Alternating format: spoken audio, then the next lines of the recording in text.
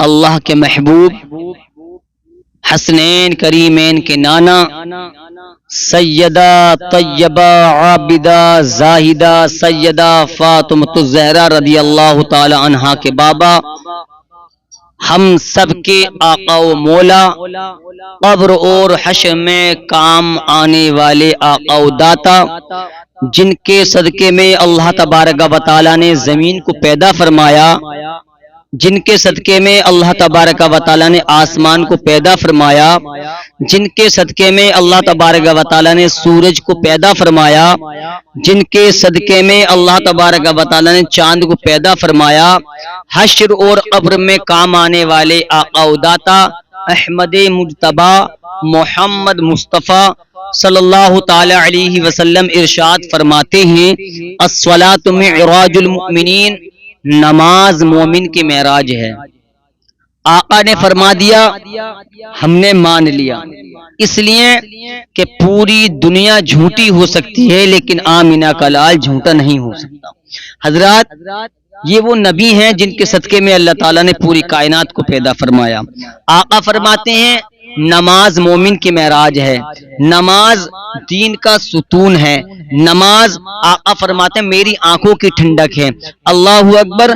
حضرات محترم، شریعت کا حکم میں بتا دوں کہ ہمارے معاشرے کے اندر بچوں پر نماز کب فرض کر دی گئی ہے، نماز کب فرض ہے۔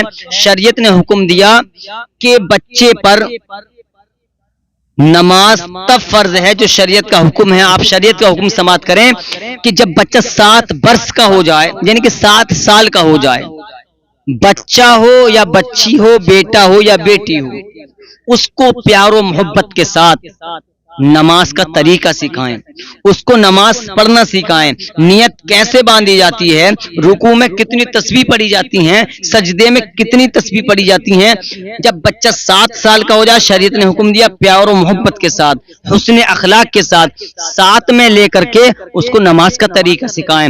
لیکن پیارے دوستو، ہمارے معاشرے میں کیا ہے، آج ہمارا بچہ جب 5 سال کا ہو جاتا ہے، جب ہماری بچی یا بچہ جب 5 یا 6 سال کا ہو جاتا ہے، تو آج وہ انسٹاگرام پر، آج وہ یوٹیوب پر، آج وہ نہ جانے کون کون سے جو چل رہے ہیں ایپ، نہ جانے ان پر کیسی کیسی ریلیں بنائی جا رہی ہیں۔ کوئی بچہ گانے گا رہا ہے، اس کے ماں باپ خوش ہیں کہ ہمارا بچہ گانا شروع کر دیا ہے، اب اس کے فالوور زیادہ بڑھیں گے۔ یاد رکھیں، اگر تمہیں عاشق رسول بنانا ہے تو ان چیزوں سے اپنے بچوں کو دور رکھنا پڑے گا۔ شریعت نے جو حکم دیا ہے، یہ شریعت کا حکم اپنے بچوں پر لاگو کرنا پڑے گا۔ شریعت نے حکم دیا کہ اپنے بچے کو جب 7 سال کا ہو جائے تو نماز کا طریقہ سکھائیں، نماز پڑھنے کا شعور اس سے آ جائے گا، نماز پڑھنے اس سے آ جائے گی۔ لیکن جب شریعت نے حکم دیا جب بچہ 10 سال کا ہو جائے، جب بچہ 10 سال کا ہو جائے، اب کیا کریں؟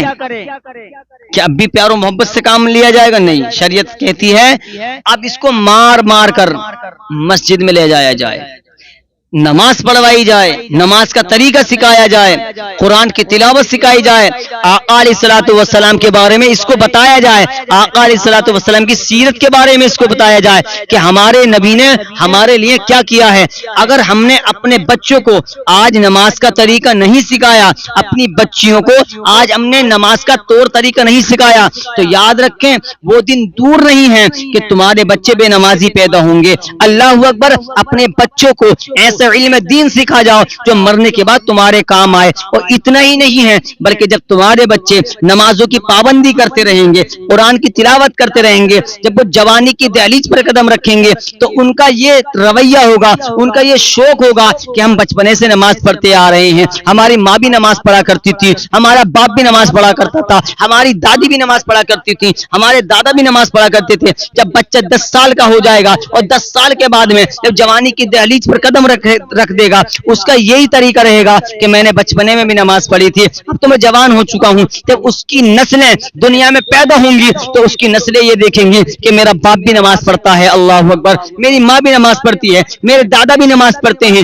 میری دادی بھی نماز پڑھتی ہیں۔ جب تمہارا بچہ جوانی کی دہلیز پر رہ کر کے جب پابندی نماز پڑھتا رہے گا، سچے پکے دل سے 5 وقت کی نماز پڑھتا رہے گا، جب وہ اس دنیا سے جائے گا اللہ اکبر اس کے پاس نمازوں کی بھی پابندی ہوگی، قرآن کی تلاوت بھی ہوگی، اچھے عمل بھی ہوں گے، اچھے اعمال بھی ہوں گے، آقا علیہ الصلوۃ والسلام پر اور اس نے درود پاک بھی پڑھا ہوگا، والدین کی خدمت بھی کی ہوگی، جب اس کو قبر میں رکھ دیا جائے گا قبر میں بھی سکون ملے گا، میدان محشر میں بھی سکون ملے گا۔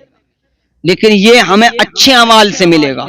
نماز کی پابندی ہمارے پاس ہوگی تو ہمیں سکون ہی سکون قبر میں ملے گا، راحت ہی راحت سکون ملے گا۔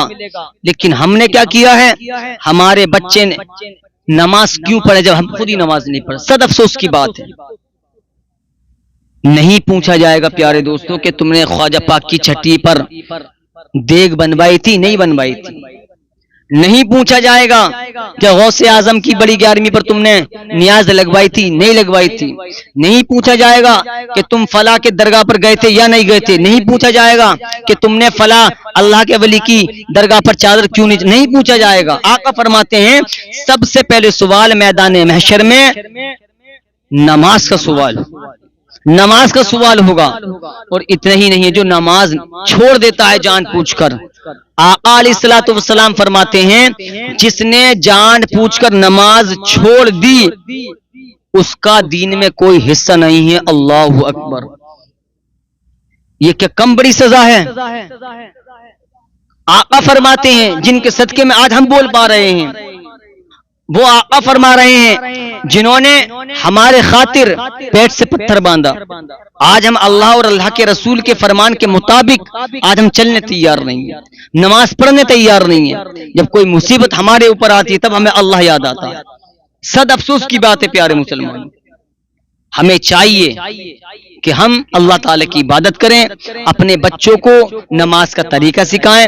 بچہ جب 7 سال کا ہو جائے پیار و محبت سے نماز کا طریقہ سکھائیں، جب 10 سال کا ہو جائے تو اس کو مار مار کر نماز کا طریقہ سکھائیں۔ اللہ تبارک و تعالی ہم سب کو اس پر عمل کرنے کی توفیق عطا فرمائے۔